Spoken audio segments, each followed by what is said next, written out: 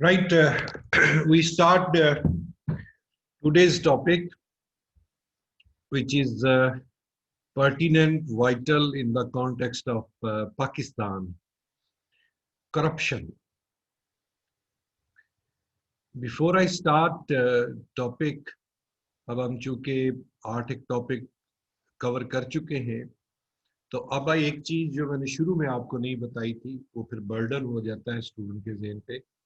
तो ये कि अब आपको ज़हन में ये बात रहनी चाहिए कि जो बेसिक आइडियाज है ना, वो अब आपकी पॉकेट में आ गए हैं, वो आपकी वोकेबलरी बैंक में आ गए हैं। तो आपका वॉलेट जो है वो मतलब पॉकेट आपकी डीप होती जा रही है इन टर्म्स ऑफ अकाउंट और अमाउंट ऑफ आइडियाज। अब जो आइडियाज एजुकेशन वाले हैं, वो आइडियाज सीधे सीधे उठ के कहाँ आ जाते हैं? इकोनॉमी का जो हमने एक टॉपिक पढ़ा, आपको अंदाजा हो गया कि वो उसमें आ जाते हैं। जो हमने इकोनॉमी में पढ़ा और जो हमने एजुकेशन में पढ़ा, लेटर ऑन हमें पता चलेगा कि जब हम डेमोक्रेसी पढ़ेंगे तो वो फैक्टर्स वहां पर चले जाएंगे। अब आज हम करप्शन का पढ़ेंगे, करप्शन का टॉपिक इकोनॉमी को, इकोनॉमी का रिवर्स बैक करप्शन को, और ये दोनों मिलके डेमोक्रेसी के अंदर ये पॉइंट्स चले जाते हैं।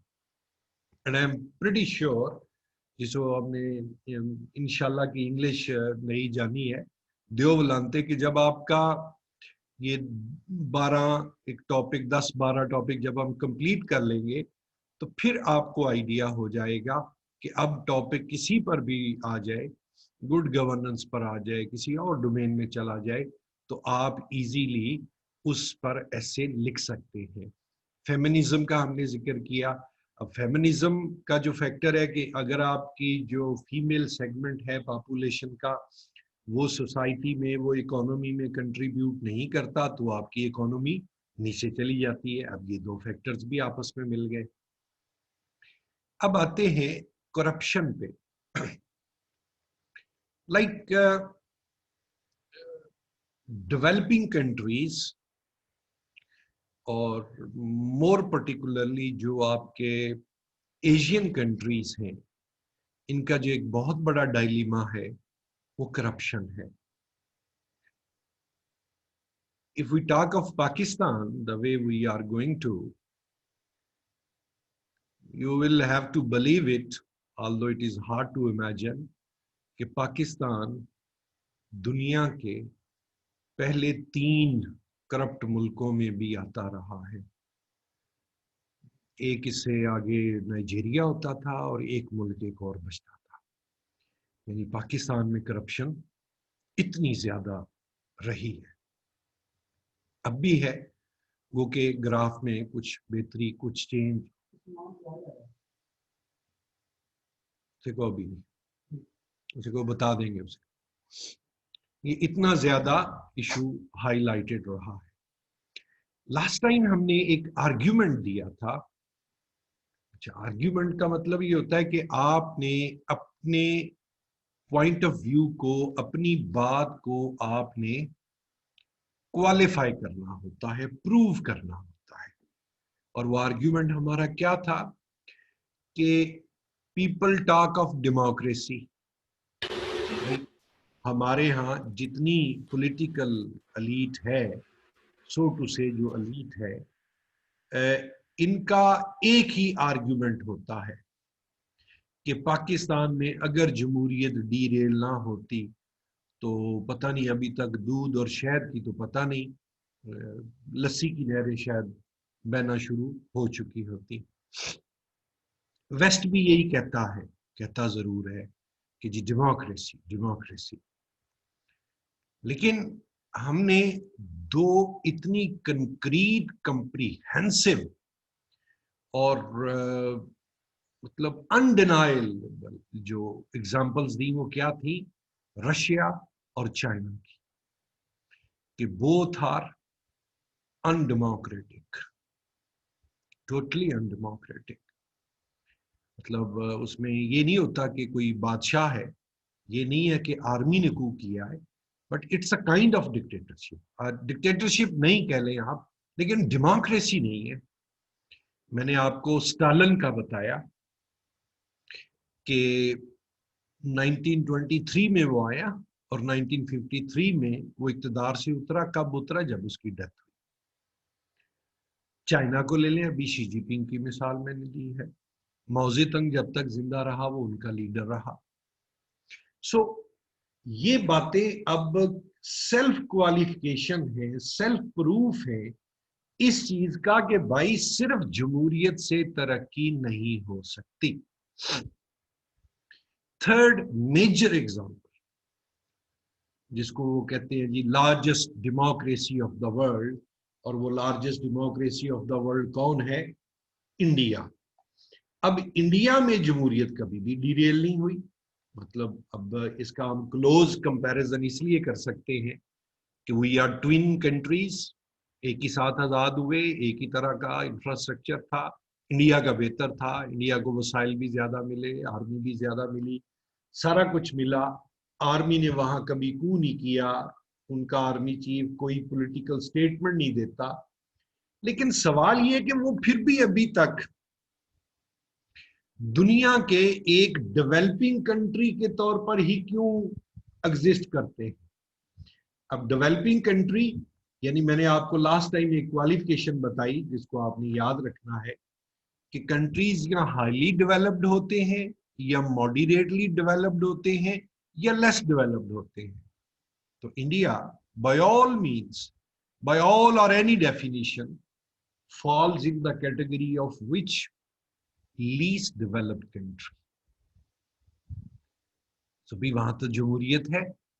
73 इयर्स बहुत होते हैं कौम को उठने के लिए। So core reason in the case of India is what? Corruption. आप उनकी मूवीज देखते हैं, आप उनके नाउ एंड देन जो स्कैंडल्स आते हैं वो देखते हैं, तो आपको पता चलता है कि वहां पर भी करप्शन का वही आलम है जो हमारे यहाँ है। उनकी ब्यूरोक्रेसी, उनके सियासी नेता, इवन उनकी फौज के स्कैंडल। सो अब आर्ग्यूमेंट जो करप्शन के अगेंस्ट जा रहा है कि जी आप जितनी मर्जी जमहूरियत ले आए, आप जितना मर्जी क्लेम कर लें कि आप इस्लामिक रिपब्लिक ऑफ पाकिस्तान हैं, जब तक आप करप्शन को खत्म नहीं करेंगे, आप तरक्की तो दूर की बात है, आपका सर्वाइवल डेंजर में चला जाता है। Survival of your country. आपके मुल्क पर फॉरेन डेट इतना है। कितना डेट है?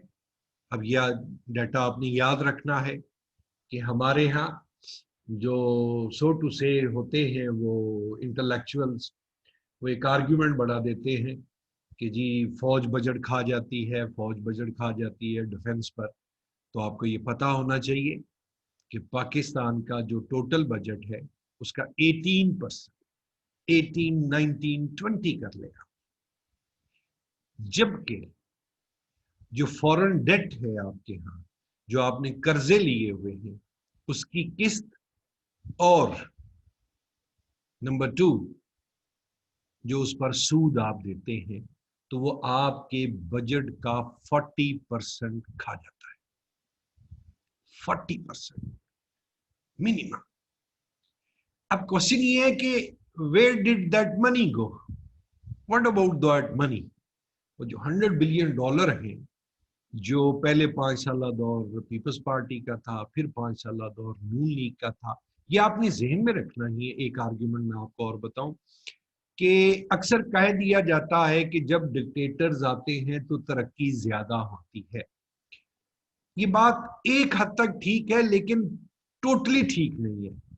मिसाल के तौर पे मुशर्रफ दौर के आप अखबार या डेट निकाल के देखें तो चूंकि डिक्टेटर जो होता है वो इंटरनेशनल पावर्स को, वो इंटरनेशनल इंस्टीट्यूशंस को बेहतर तरीके से सर्व कर रहा होता है, उनकी एक काल के ऊपर सारी बातें मान जाता है, तो वो फिर उसको आर्टिफिशियल एक ना लाइफ देते हैं। और आर्टिफिशियल लाइफ क्या होती है कि वो उसे कुछ कर्जे माफ कर देते हैं, कुछ कर्जे उसे आसान तरीन शराइत पर दे देते हैं, एड देना शुरू कर देते हैं, एड देते हैं। और आप मतलब सिंपल अगर मैं करूं इस बात को, तो मुशर्रफ जब गया है, पाकिस्तान का फॉरेन डेट ऑलमोस्ट जीरो था।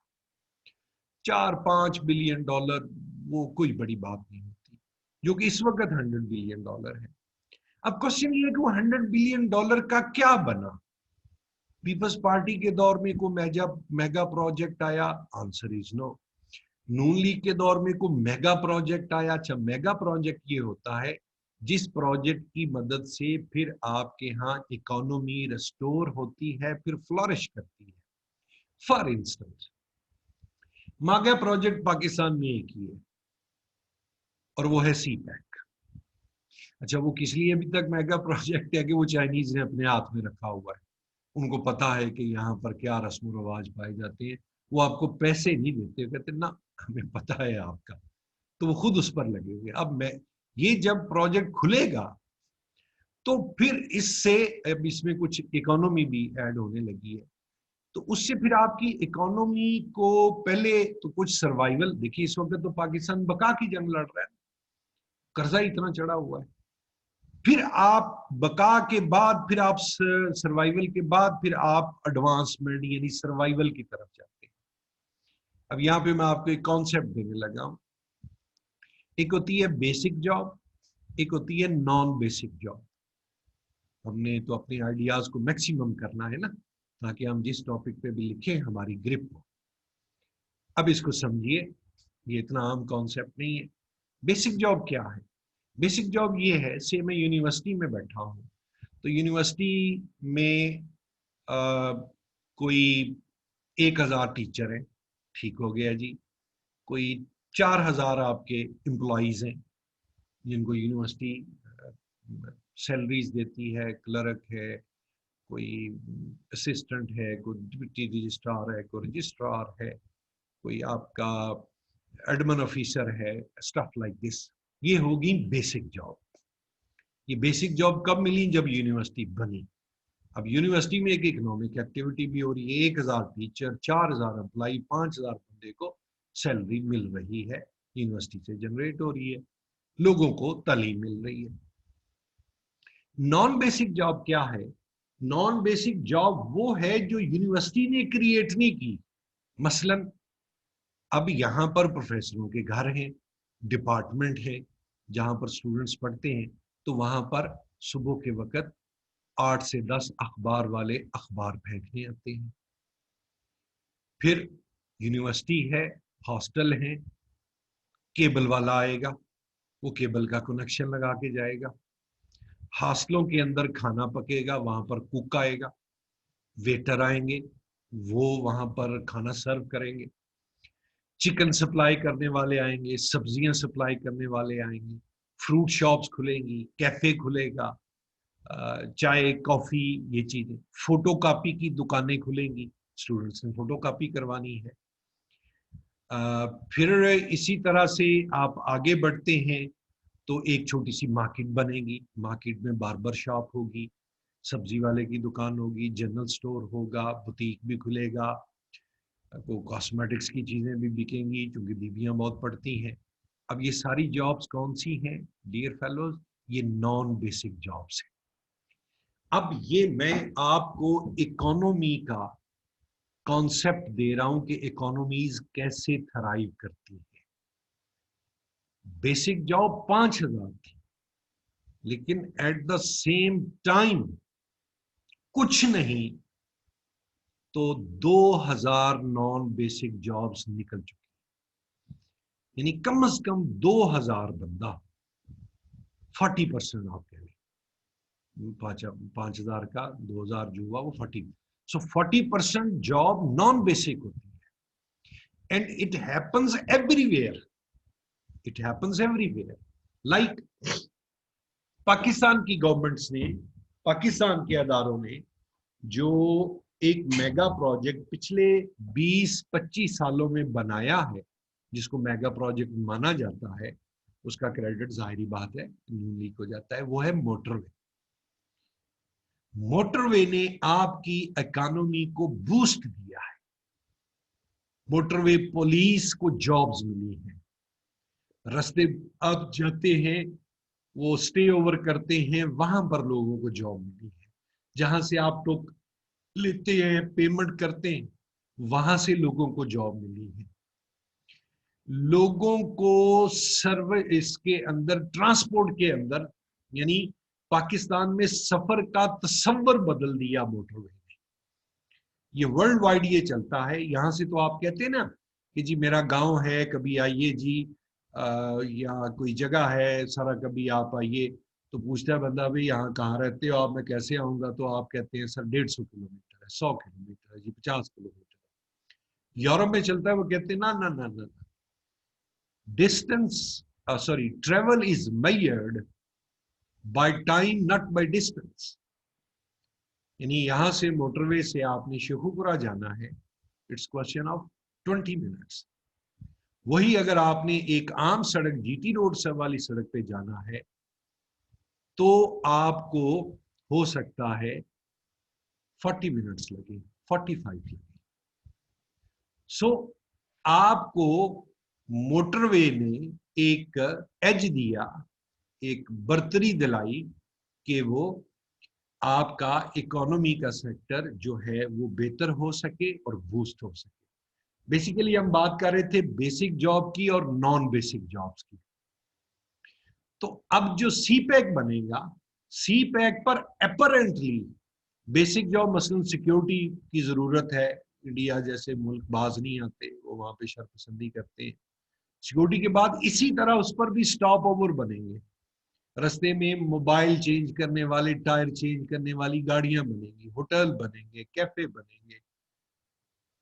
वो उसके करीब जितने इलाके होंगे, मिसाल के तौर पे वहां पर एक इलाका आता है जहां पर एक बंदे ने गाय भैंसे रखी हुई है, वो दूध बेच रहा है 50 रुपए किलो के हिसाब से। लेकिन जब बड़े बड़े होटल बन जाएंगे उसके दोनों तरफ में, फिर उसी बंदे का वो जो गाय भैंस का खालिस दूध है वो 80 रुपए और हो सकता है 100 रुपए में बिक रहा होगा। इसको कहते हैं एडेड वैल्यू। चलें आज भी इकोनॉमी को कवर करते हैं, कोई बात नहीं, आपका इकोनॉमी का चैप्टर और स्ट्रेंथन हो जाए। सो जी इस कॉन्सेप्ट को क्या कहा जाता है? Added value. कि आपकी वैल्यू ऐड हो जाती है किसी भी चीज की, आपकी जमीन की, आप जो कोई जिन्स वहां पर पैदा कर रहे हैं, जो भी फसल, जो भी चीज आप पैदा कर रहे हैं, इसको कहते हैं आप एडेड वैल्यू। मसलन यहाँ से शेखुपुरा लाहौर से जो है वो तकरीबन 30-40 किलोमीटर है। वहां पर जो दूध का भाव है वो 50 रुपए किलो है, लेकिन जब वो दूध वहां से ट्रांसपोर्ट होके लाहौर पहुंचता है, 10 रुपए कॉस्ट भी आ जाए तो उसकी प्राइस 80 रुपी, 90 रुपी, इवन 100 रुपी हो जाती है। सो जब एक इंफ्रास्ट्रक्चर गुजरेगा आपके इलाके से, आपके इलाके से एक बड़ी रोड गुजरेगी, तो उसके दोनों अतराफ की जो जमीन है उसकी वैल्यू ऐड हो जाएगी। इसे क्या कहते हैं? Added value. सो जो प्रोजेक्ट्स होते हैं वो मुल्कों की जो प्रॉपर्टी होती है, जो जमीन होती है, जो अजनास होती है, जो ह्यूमन रिसोर्स होता है, उसकी वैल्यू में एडिशन हो जाता है, जिसे आप एडेड वैल्यू कहते हैं। सो सीपैक जहां जहां से गुजर जाएगा उसके अतराफ में दोनों जो इलाके हैं वहां पर वैल्यू ऐड हो जाएगी। एक बेसिक जॉब्स आप क्रिएट करेंगे, साथ उसके नॉन बेसिक जॉब्स क्रिएट हो जाएंगे। यही वजह है कि आप प्रेफर करते हैं कि आपके मुल्क में फॉरेन डायरेक्ट इन्वेस्टमेंट आए। आप केएफसी को ले लीजिए, आप पिज्जा हट को ले लीजिए, आप मैकडोनल्ड को ले लीजिए, आप डीवू कंपनी को ले लीजिए। वो आपके यहां आई, उन्होंने पैसा इन्वेस्ट किया, आपको क्या मिलता है इन रिटर्न?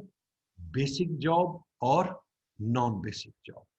और ये दोनों चीजें आपकी इकोनॉमी को, आपके लोगों को स्ट्रेंथन करती हैं। उनसे आप टैक्स लेते हैं, अगर वो टैक्स प्रॉपर तरीके से लिया जा रहा हो। सो ये कॉन्सेप्ट्स हैं इकोनॉमी के। इकोनॉमी को बेहतर करने के लिए, कि जिन बुनियादों पर आपकी इकोनॉमी स्ट्रॉन्ग फुटिंग्स पर आती है। फिर आप एक और कॉन्सेप्ट समझिए, इकोनॉमी स्ट्रॉन्ग होती है तो आपकी सिक्योरिटी स्ट्रॉन्ग होती है। इस वक्त आप मजबूर हैं, इमरान खान चाहे भी तो तनख्वाह नहीं बढ़ा सकता, जॉब्स क्रिएट करता IMF बैठा हुआ है, ना जी ये ना करे, बिजली महंगी करे, गैस महंगी करे। अयूब खान का एक फिक्रा बड़ा मशहूर है। अयूब खान अपनी कैबिनेट की मीटिंग में था, तो ये वो वाकया लिखा है, अगर आपको याद हो, कुदरतुल्लाह शहाब ने। तो वहां पे क्या हुआ कि अमेरिकन सफीर की कॉल आई, उसने कहा कि अपने प्रेसिडेंट से बात कराओ, तो उसने आगे से बताया कि जी वो इस तरह मीटिंग में है। तो उसने अच्छी खासी गालियां दी जी। जब उसने गालियां दी तो उसने फिर बाद में प्रेसिडेंट साहब जब बाहर आए तो उन्होंने कहा भी सर वो अमेरिकन सफीर था तो बड़ी रबिश लैंग्वेज या अब्यूसिव लैंग्वेज यूज कर रहा था। तो अयूब खान ने बड़ा तारीखी फिक्रा कहा था, जो आज भी को कोट होता है। वो कहने लगा, don't bother, beggars are not the choosers, you need to note it down, beggars are not the choosers। भाई भिखारी के पास क्या चॉइस होती है? भिखारी अगर किसी बंदे से मांगता है, उसको भूख लगी है, उसने से खाना खाना है, तो आप उसे 5 रुपए दे, आप उसे 50 पैसे दे, वो रख लेगा।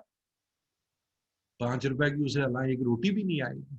सो जिन्होंने आपको कर्ज दिया हुआ है वो आपको डिक्टेट करते हैं कि जी ये काम करें, ये काम करें। मैंने आपको पहले भी एक आइडिया दिया था कि IMF हो, अमेरिका हो, कोई हो, वो ये जरूर मुतालबा करेंगे पाकिस्तान में जमहूरियत होनी चाहिए।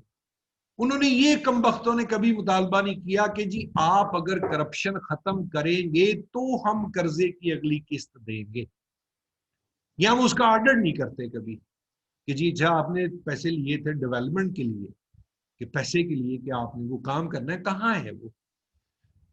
इसे न्यो कॉलोनियलिज्म का एक स्टाइल कहा जाता है। जब आप बात करते हैं ना कि पाकिस्तान आजाद हो गया है, ये हो गया, वो हो गया, तो वो कहते जी आप आजाद हुए हैं सियासी तौर पर, और वो भी सिर्फ के जी आपके यहां से गोरा चला गया है, बाकी अभी आप आजाद नहीं हुए। क्यों? अब आपको चेंड किया हुआ है IMF और वर्ल्ड बैंक, कर्जा देके।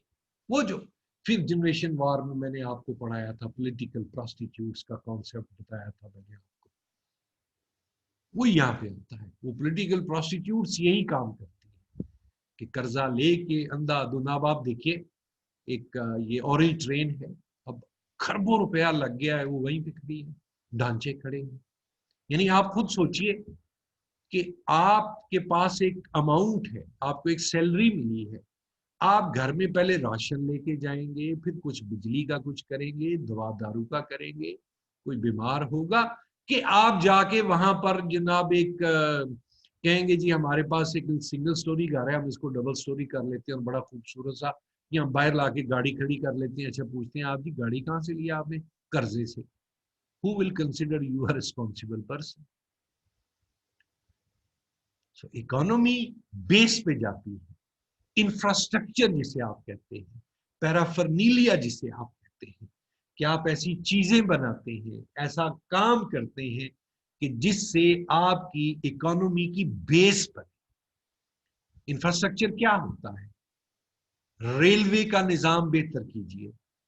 अगर आपको कहीं सजेशन लिखनी है ना, तो आपको रेलवे, क्योंकि सड़क के मुकाबले में रेलवे की जो ट्रांसपोर्ट है वो चीपर भी होती है, सेफर भी होती है और स्पीडी भी होती है।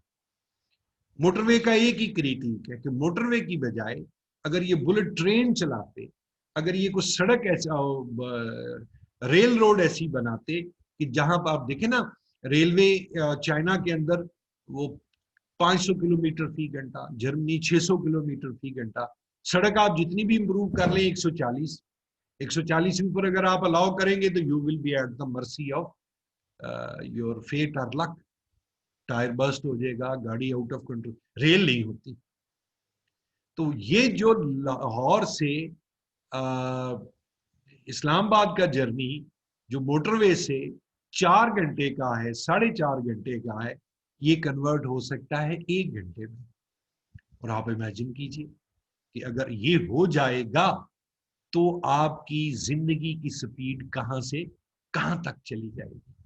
This is how nations are build, this is how economies are build.